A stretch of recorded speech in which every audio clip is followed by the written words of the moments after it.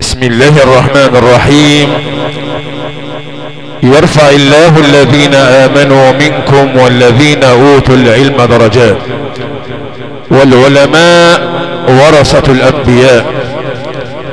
مع كلمة العلم والعلماء مع الوجهة المشرفة لقرية شبراملس فضيلة مولانا الشيخ الدكتور عطية الدياسطي، فليتفضل فضيلته مشكورا.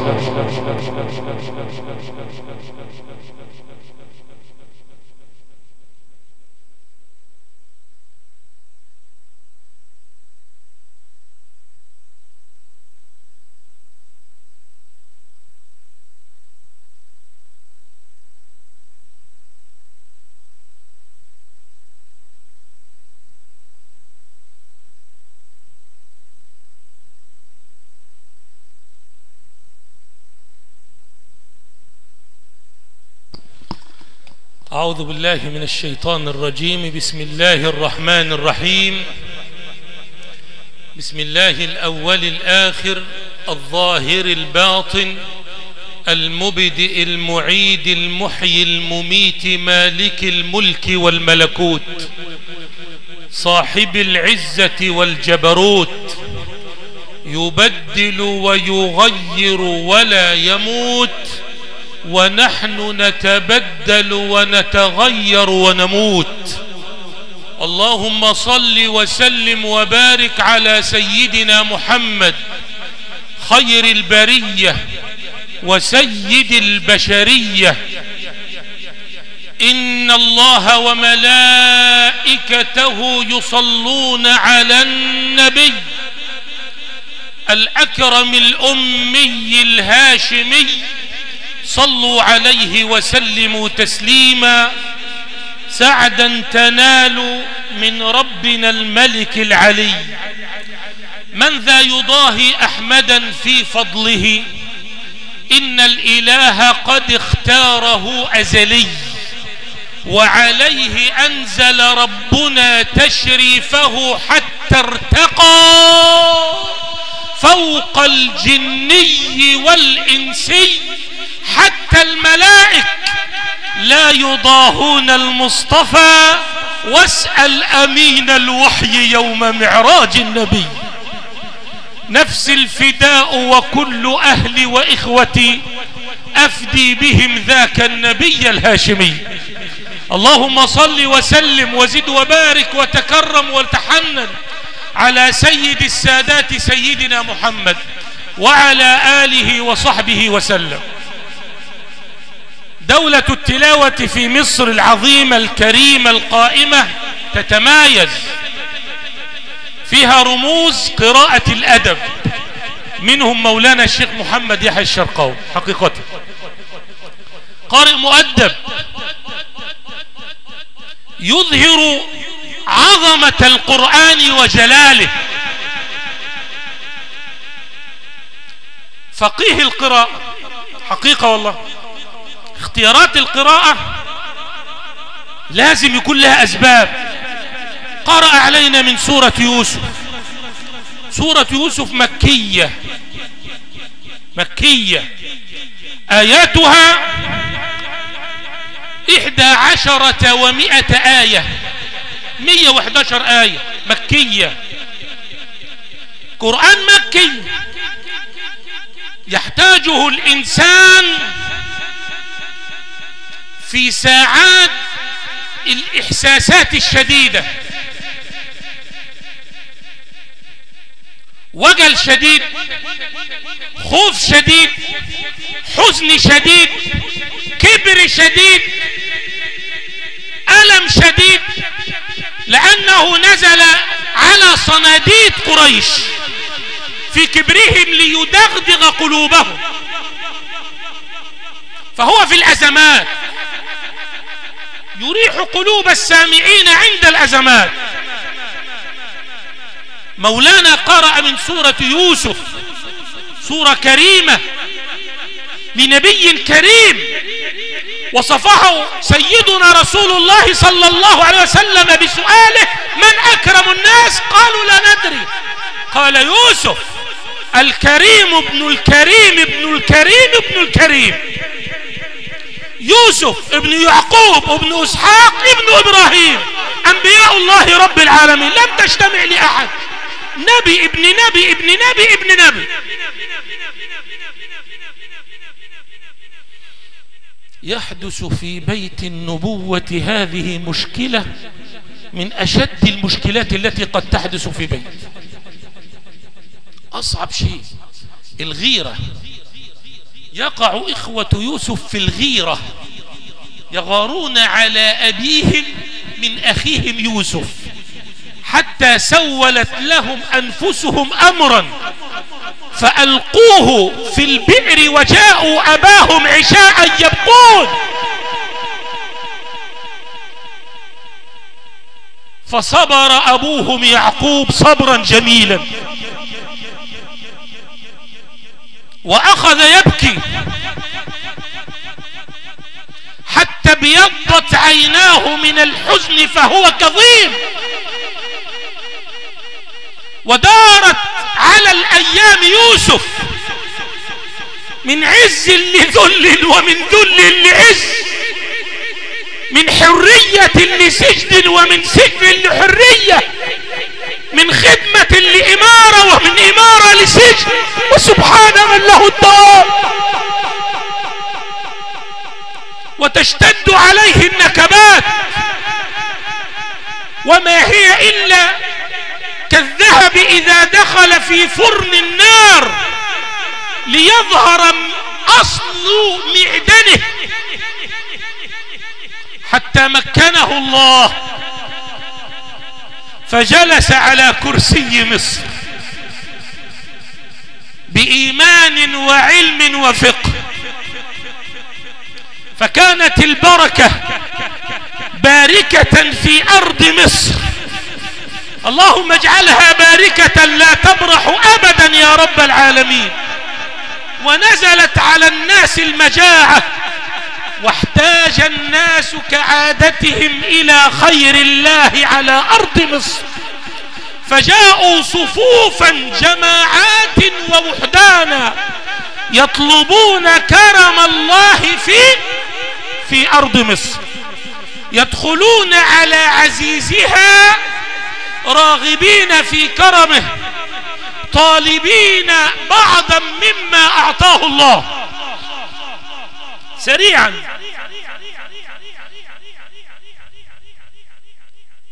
فلما دخلوا عليه قالوا يا أيها العزيز مسنا وأهلنا الضر وجئنا ببضاعة مزجاة فأوفي لنا الكيل وتصدق علينا إن الله يجزي المتصدقين. فلما مش ولما، لأنه هم غابوا على ما دخلوا، الفاء للترتيب والتراخي. أصل الدنيا كانت زحمة، مش هم بس اللي جايين، ده الدنيا كلها جاية تطلب من خير مصر. فلما دخلوا عليه خدوا وقت على ما وصلوا، لأن الدنيا زحمة، الدنيا كلها جاية تطلب من خير مصر.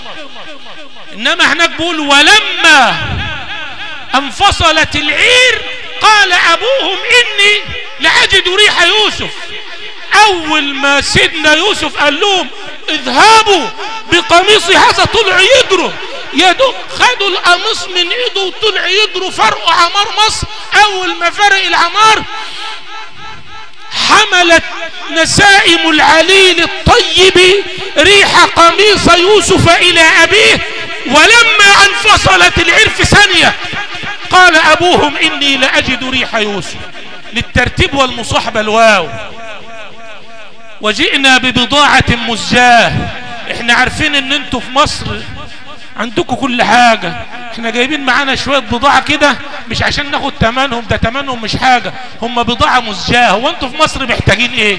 انتوا مش محتاجين حاجة، احنا بضاعتنا مزجاة قدامكم، ما تستهلقوش بضاعتنا. فأوفي لنا الكيل وتصدق علينا إن الله يجزي المتصدقين. هذه مصر، هذه مصر في التاريخ، وهذه نظرة الدنيا كلها إلى مصر.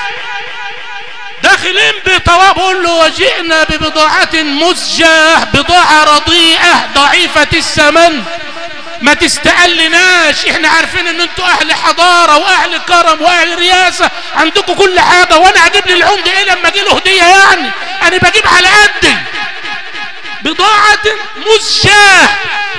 فأوفي بقى انت فأوفي لنا الكيل وتصدق علينا، ان الله يجزي المتصدقين. اسمع، قال هل علمتم ما فعلتم بيوسف وأخيه من قبل؟ ركز في الموقف ده، وافتكر خد أخوهم من حضن أبوه، رموه في البير وضربوه سقطوه في قلب البير بالأسود كلها وسابوه عشان يموت، والسنين تعدي وهو هناك يذل ويعز وسجن وحديه كله.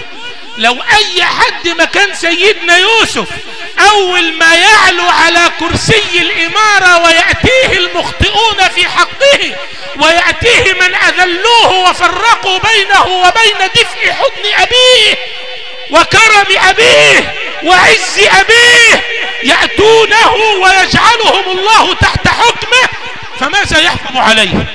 فبما يحكم عليه؟ لا عليه. وهو اللي بيقول لهم هل علمتم ما فعلتم بيوسف وأخيه من قبل؟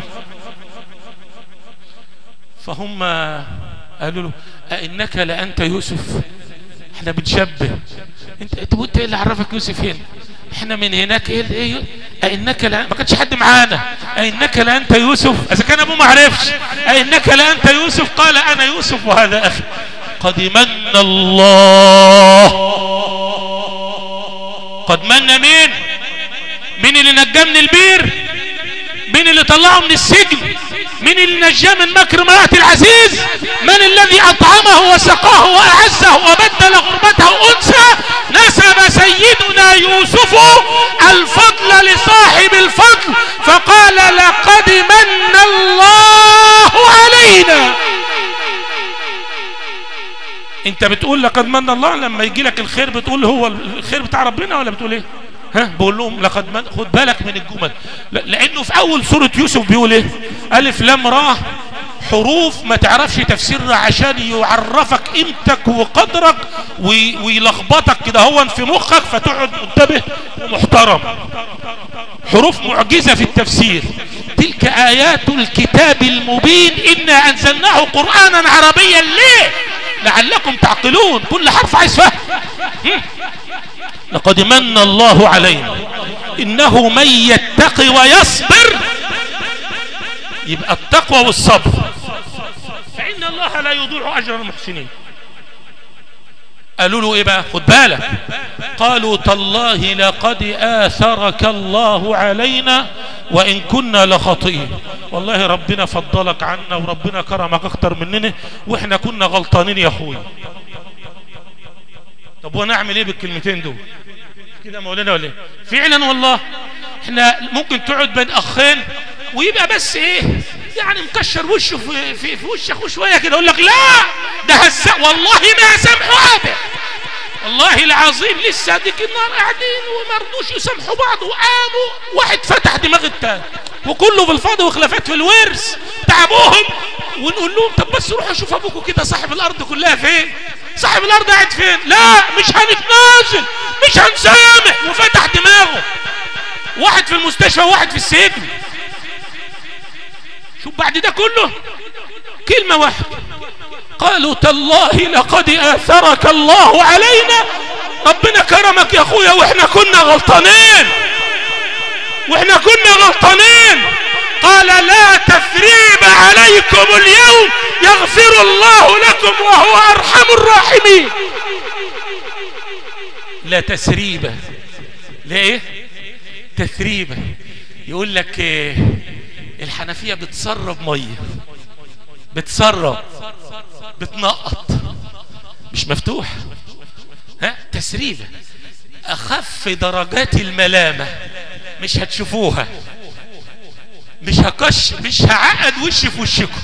شوف ولا تكن لهما اف، اهي زيها كده. لا تثريبة، خلاص مسحناها باستيكة، انسوا اللي حصل كأني ما فيش حاجة حصلت، خلاص.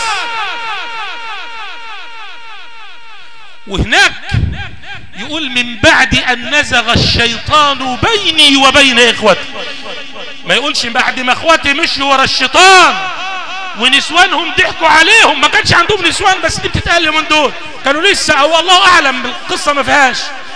ها وضحكوا عليهم ووشوا مش عارف ورا مين، وهم عيال وحشه وقلوبهم سودة نسب السوء للشيطان. من بعد ان نزغ الشيطان بيني وبين اخوتي، حتى قال مش بعد ما الشيطان عمى عينيهم، لا ده حطها في النص. شوف العفو، شوف العفو. من بعد ان نزغ الشيطان بيني وبين اخوتي ورفع ابويه على العرش وخروا له سجدا وقال يا أبت هذا تأويل رؤياي من قبل قد جعلها ربي حقا. ثم دارت أحداث اللقاء فقال لأبويه ولإخوته ادخلوا مصر إن شاء الله آمنين. فهذه مصر كانت ولا زالت وستظل أمان الخائفين وطعام الجائعين وري العطاشة وأنس الحيارى بكرم الله وفضله. مصر الكنانة ما هانت على أحد، الله يحفظها عطفا ويرعاها. أدعوك يا رب أن تحمي مرابعها، الشمس عين لها والليل نجواها. من شاهد الأرض وأقطارها والناس ألوانا وأجناسا وما رأى مصر وأهلها فما رأى الدنيا ولا الناس. وإن طوفت بمصر المخاطر وإن هددت مصر المخاطر فمصر محفوظة بحفظ الله، آمنة بأمان الله، كريمة بعطاء الله. اللهم احفظ مصرنا، اللهم احفظ مصرنا، اللهم احفظ مصرنا، اللهم احفظ جيشنا، اللهم احفظ جيشنا. اللهم وفق ولاة امرنا الى ما تحبه وترضاه، الى ما فيه الخير للبلاد والعباد. اللهم يا الله ارحم عبدك عمنا الحج سيد امارة رحمة واسعة. اللهم عافه واعف عنه، عافه واعف عنه، اغفر له وارحمه، تجاوز عن سيئاته، اجعل قبره روضة من رياض الجنة. اللهم اغفر له ما انت اعلم به منا يا رب العالمين، وارحمنا اذا صرنا الى ما صار اليه. وصل اللهم على سيدنا محمد وعلى اله وصحبه وسلم. شكر الله لكم، وسلام الله عليكم ورحمته وبركاته.